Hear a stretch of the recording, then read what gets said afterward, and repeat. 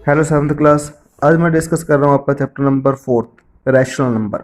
तो rational number से पहले थोड़ा डिस्कस करते हैं नेचुरल नंबर का, whole number, integer and fraction. तो नेचुरल नंबर क्या है? जो 1 से स्टार्ट होते हैं, ठीक है। 1 2 3 4 5 6 7 100 200 300 ऐसे जो चलते जाते हैं, ठीक है। इन्हें हम काउंटिंग नंबर भी बोल सकते हैं। डेफिनेशन आपने लर्न भी करनी है और राइट भी करनी है। होल नंबर और नेचुरल नंबर में एक ही डिफरेंस है, जीरो का। होल नंबर में जीरो इंक्लूड हो जाता है और रैशनल नंबर में जीरो नहीं होता, ठीक है।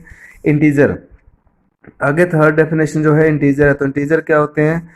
एक कलेक्शन ऑफ होल नंबर आप इससे बोल सकते हो, with positive and negative both science. देखो साइन इसमें दोनों होते हैं, पॉजिटिव भी आते हैं नेगेटिव भी आते हैं। जैसे आप देख लो कि यहाँ माइनस में भी नंबर आ रहे हैं और प्लस में भी आ रहे हैं, ठीक है। और फ्रैक्शन, फ्रैक्शन क्या है? जिसे हम बी अपॉन ए की फॉर्म में लिख सकते हैं, वो फ्रैक्शंस हैं। ए या न्यूमिनेटर और बी क्या है? डिनोमिनेटर। और बी जो है वो जीरो के इक्वल नहीं होता, ठीक है। तो ये 4 डेफिनेशन है जो आपने लर्न करनी है और राइट भी करनी है। उसके बाद डिस्कस करते हैं अपना रैशनल नंबर। तो रैशनल नंबर की डेफिनेशन क्या है? देखो रैशनल नंबर क्या है? A number that can be express in form P upon Q. तो एक नंबर जिसे हम पी अपॉन क्यू की फॉर्म में लिख सकते हैं वो आपका रैशनल नंबर है। Where P and Q are integers and P sorry Q not equal to zero. तो जो हम पी अपॉन क्यू की फॉर्म में लिख सकते हैं, जैसे जैसे मैं लिखूँ 2/3। 2/3 एक रैशनल नंबर है।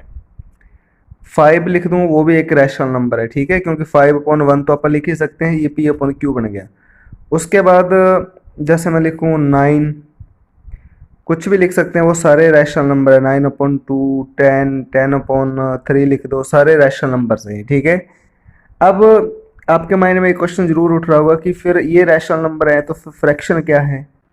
क्योंकि फ्रैक्शन भी यही फ्रैक्शन होता है। देखो 5/1 तो फ्रैक्शन भी है, रैशनल नंबर भी है, तो इन दोनों में डिफरेंस क्या है? तो सबसे जो मेन डिफरेंस है, जहाँ ओनली डिफरेंस जो है, आप इसे बोल सकते हो कि जो फ्रैक्शन होते हैं ना, फ्रैक्शन वो ओनली पॉजिटिव आते हैं, ठीक है। जैसे 2/3, 5/1, 9/2, 10/3, ये सारे फ्रैक्शन भी है, रैशनल नंबर भी है। बट जब मैं लिखूँ -2/3, -2/3 ना ओनली रैशनल नंबर है, फ्रैक्शन नहीं है ये, ठीक है। ये बात यहाँ समझने की है। देखो तभी यहाँ लिखा गया इंटीजर्स। इंटीजर्स आपको पता है ना, नेगेटिव भी होते हैं और पॉजिटिव भी होते हैं। लेकिन जब आप फ्रैक्शन की बात करते हैं तो फ्रैक्शन में यहाँ लिखा जाता है होल नंबर, इतना ही फर्क है। देखो फ्रैक्शन और जो रैशनल नंबर है उनकी डेफिनेशन में यही फर्क है। या पी अपॉन क्यू आप वहाँ भी लिख सकते हो, ए अपॉन बी लिखा हुआ, वहाँ पी अपॉन क्यू भी लिख सकते हो, ठीक है। इंटीजर या रैशनल नंबर में इंटीजर लिखे जाते हैं, क्योंकि इंटीजर नेगेटिव भी होते हैं और पॉजिटिव भी होते हैं। बट जब आप उसकी बात करते हैं, फ्रैक्शन की बात करते हैं, तो यहाँ होल नंबर लिखा जाता है, ठीक है। अब देखो zero, Q not equal to zero है। क्यू जीरो नहीं होना चाहिए। जैसे मान के चलो कि 3/0 नहीं लिख सकते अपन, ये ना तो रैशनल नंबर है ना ही फ्रैक्शन है, कुछ भी नहीं है ये इसकी वैल्यू हम फाइंड ही नहीं कर सकते, नॉट डिफाइंड है, ठीक है। बट 0/समथिंग कुछ भी लिखा जा सकता है। जैसे मैं 0/3 लिखूं तो ये फ्रैक्शन भी है, रैशनल नंबर भी है, ठीक है ना।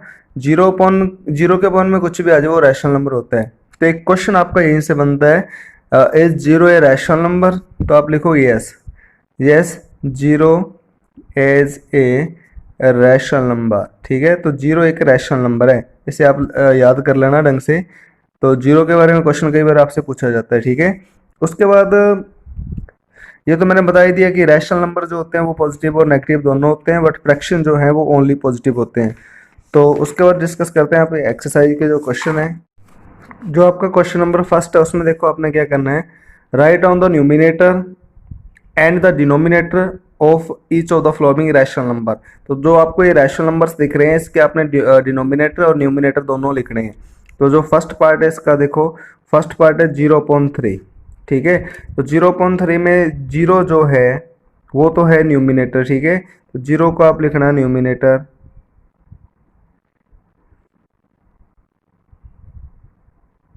और जो अपॉन में 3 था तो 3 इसमें क्या है?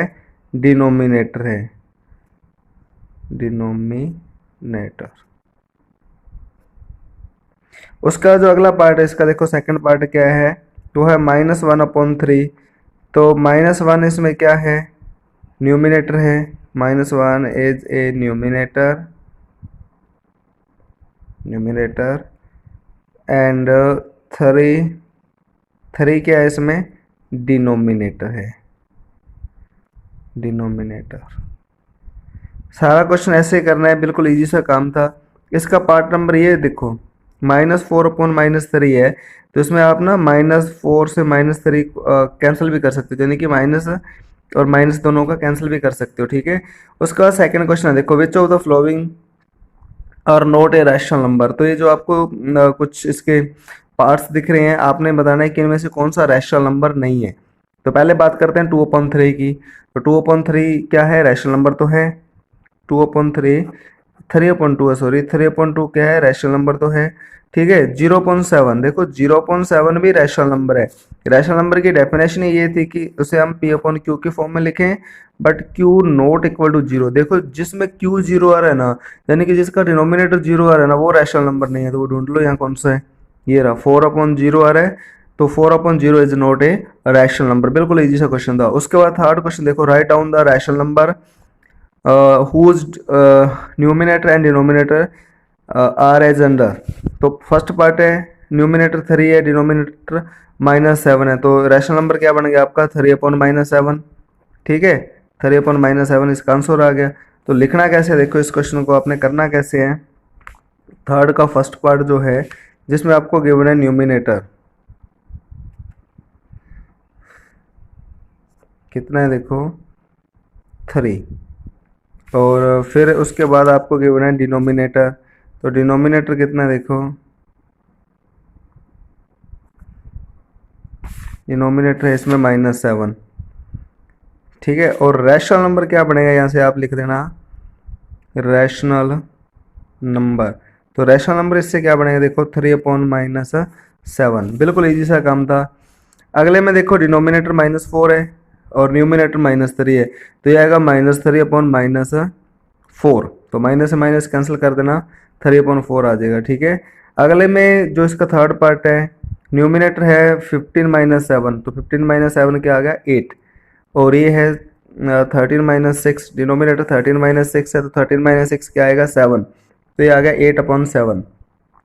इसमें न्यूमिनेटर है 6+7, तो 6+7 मीन 13, और डिनोमिनेटर है इसका 17 मल्टीप्लाई -2, यानी कि -34 आ गया, और ये आ गया 13, तो 13/-34 आ जाएगा, ठीक है। उसके बाद फोर्थ, फिफ्थ और सिक्स और सेवन्थ क्वेश्चन बिल्कुल इजी से है।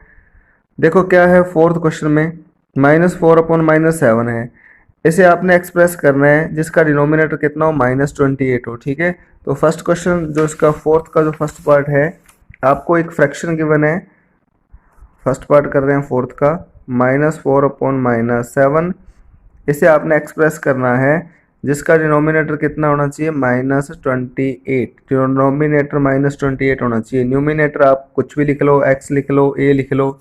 उसके बाद आपको पता है कि क्रॉस मल्टीप्लाई करनी है, ठीक है। तो -4 और -28 की मल्टीप्लाई कर दो। 6 क्लास में इस टाइप के बहुत सारे क्वेश्चन थे। और -7 और x की मल्टीप्लाई कर लो। मल्टीप्लाई में माइनस माइनस क्या हो गया, प्लस हो गया। मल्टीप्लाई करेंगे तो 28 आ गया, इक्वल टू -7 इंटू एक्स आ गया।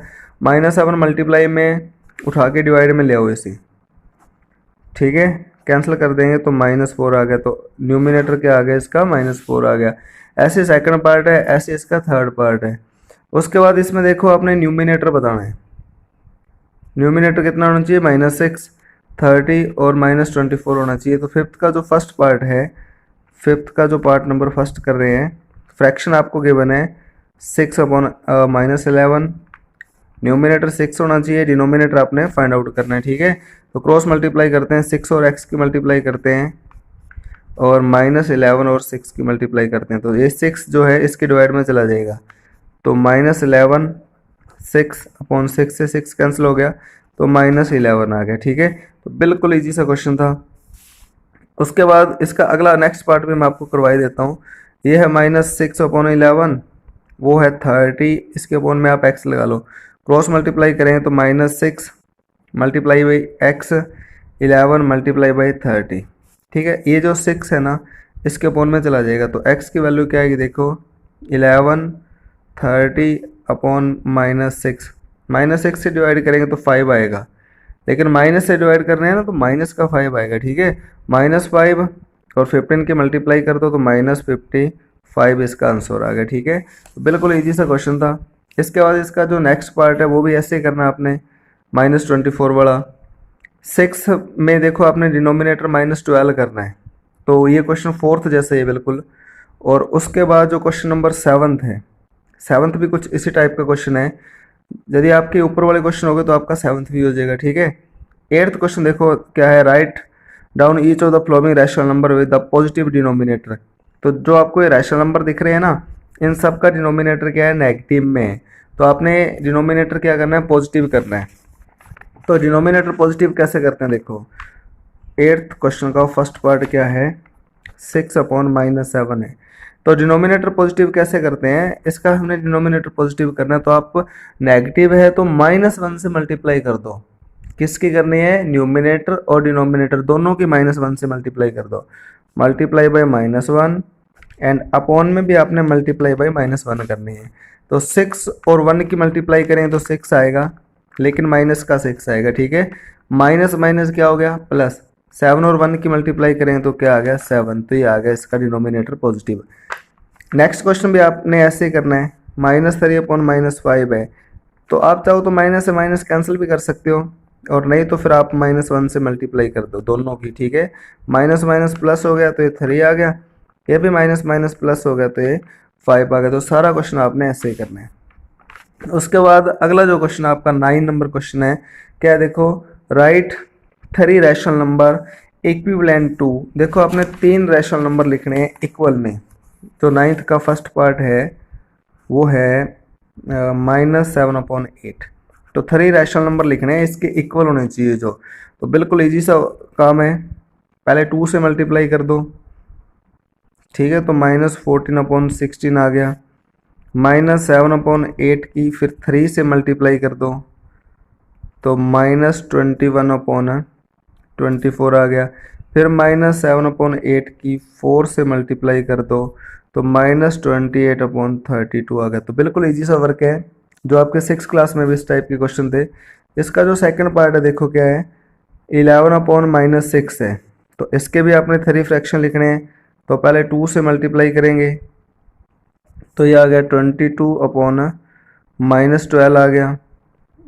11/-6 की फिर आप 3 से मल्टीप्लाई कर दो तो ये आ गया 33/-18। और 11/-6 की फिर आप 4 से मल्टीप्लाई कर दो तो ये आ गया 44/-24, ठीक है। तो ये आपके आंसर आ गए। तो बिल्कुल इजी सा वर्क था। 10th क्वेश्चन क्या है देखो, फाइंड द, देखो क्या है क्वेश्चन की स्टेटमेंट देखो, find equivalent forms of the rational number having a common denominator for each of the flowing pairs. तो ये जो आपको पेयर्स दिख रहे हैं ना, इनका डिनोमिनेटर आपने इक्वल करना है। तो बिल्कुल इजी सा काम है, देखो एक पार्ट मैं करवा देता हूँ, बाकी आप खुद कर लेना। जो 10th क्वेश्चन है इसका फर्स्ट पार्ट क्या है देखो, 3/8 एंड 5/7। तो डिनोमिनेटर आपने इक्वल करना है। तो और उसके बाद बताना है कि ये फ्रैक्शंस जो है वो इक्वल है या नहीं है। तो आपने एलसीएम लेना है, 8 और 7 का एलसीएम लेंगे, ठीक है। एलसीएम ऑफ 8 एंड 7, तो एलसीएम क्या आ गया इसका, 56 आ गया। तो दोनों का एलसीएम आपने 56 कर देना है। 3/8 है, इसका आपने डिनोमिनेटर क्या करना है, 56 करना है, तो 7 से मल्टीप्लाई करनी पड़ेगी। तो इस टाइप के आपने बहुत सारे क्वेश्चन कर भी रखे हैं पहले। उसके बाद जो आपका सेकंड था, सेकंड फ्रैक्शन क्या था आपका, 5/7 है। तो इसकी 8 से मल्टीप्लाई कर दो तो ये आ गया 40/56। तो सारे इसके पार्ट ऐसे ही करने हैं, एलसीएम लेके डिनोमिनेटर आपने सेम कर देना है। तो इसी के साथ आपकी एक्सरसाइज भी कंप्लीट है। Thank you.